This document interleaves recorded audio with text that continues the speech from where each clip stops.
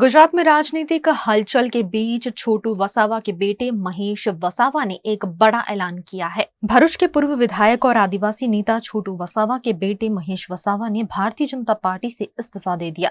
हाल ही में महेश वसावा ने पूर्व भाजपा जिला अध्यक्ष मारुति सिंह अटोदरिया के मार्गदर्शन में भाजपा का दामन थामा था, लेकिन अब उन्होंने काम को लेकर न्याय न मिलने का आरोप लगाते हुए पार्टी छोड़ दी है।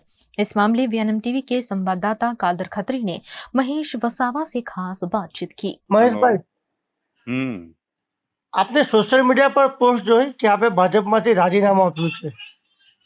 તો હકીકત આપ્યું છે રાજીનામું શું કારણ સાહેબ? ભાજપમાં હે શું કારણથી રાજીનામું આપ્યું? આ બધું જાતિવાદ ચાલ્યું એટલા માટે અચ્છા, આગળની તમારી રણનીતિ શું રહેશે હવે?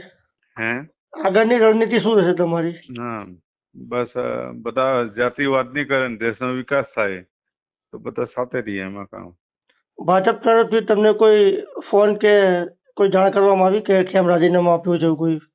ના ના એવું કોઈ નહીં, ખાલી યજ્ઞ પેલો મારી હાથે જોડાયેલા હતા એકેમાં કોઈ ડિબેટ કરી પેલી એક બેને મેં એને કીધું કે ભાઈ વિસ્તારનું કામ નહીં થાય તો અમે શું કામ તમારી હાથે રહીએ આટલું મેં કીધું એમાં.